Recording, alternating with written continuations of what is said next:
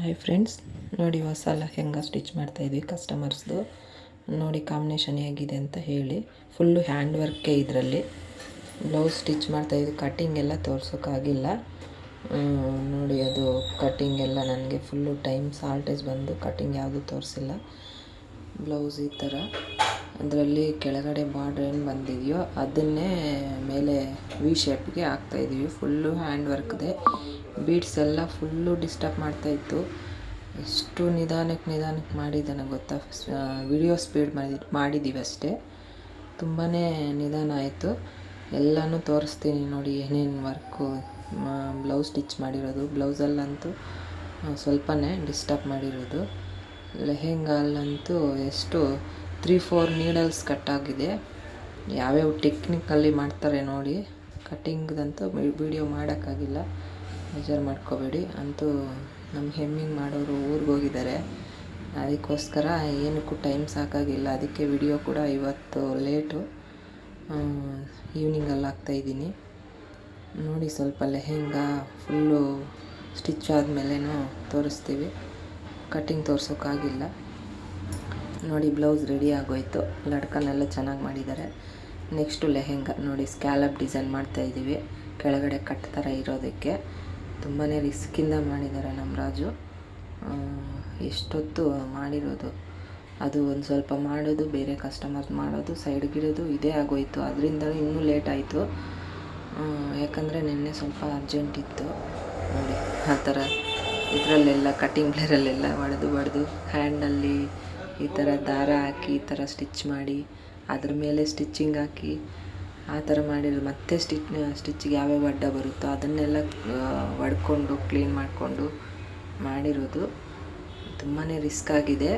ಅದೇ hand work ಈ ಥರ ಮಾಡಿರೋದಂತೂ ತುಂಬಾ ಕಷ್ಟ ಸ್ಟಿಚ್ ಮಾಡೋಕ್ಕೆ.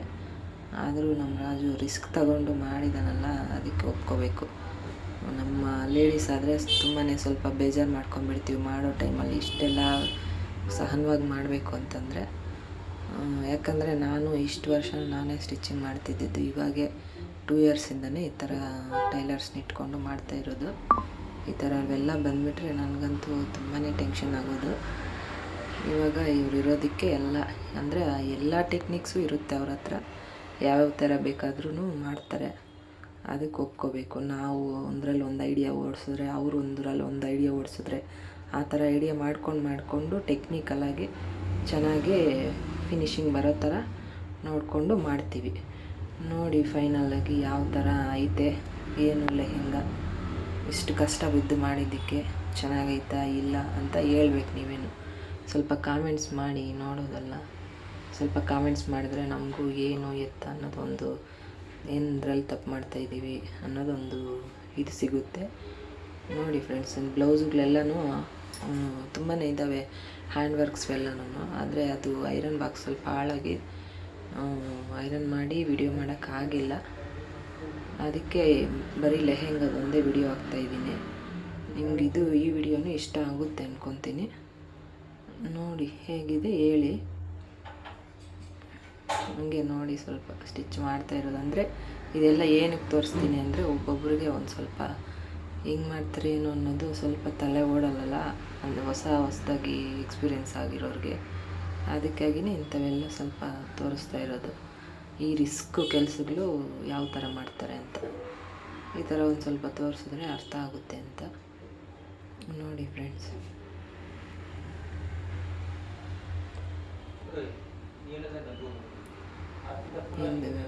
ಹಿಂದುಗಡೆ ಲಡ್ಕನ್ನು, ಆಮೇಲೆ ಲೆಹೆಂಗಾಗೆ ಲಡ್ಕನ್ನು ಚೆನ್ನಾಗಿ ಮಾಡಿದ್ದಾರೆ. ಸ್ಕ್ಯಾಲಪ್ ಇದು ಲಂಗ ರೆಡಿ ಆಯಿತು. ನೋಡಿ ಔಟ್ಫುಟ್ ತೋರಿಸ್ತೀವಿ.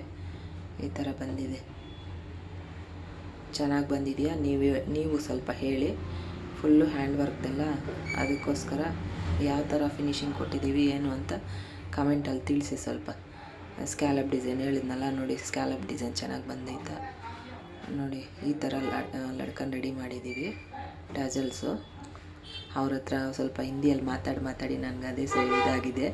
ಅದಕ್ಕೆ ಲಡ್ಕನ್ ಅಂತ ಹೇಳ್ತಾಯಿದ್ದೀನಿ. ಟ್ಯಾಸಲ್ಸು ನೋಡಿ, ಅದು ಫ್ರಂಟು ಕೆಳಗಡೆನೂ ವಿ ಶೇಪು, ಮೇಲೇನೂ ವಿ ಶೇಪ್ ಬ್ಲೌಸು ಆ ಥರ ಕೊಟ್ಟಿದ್ದೀವಿ.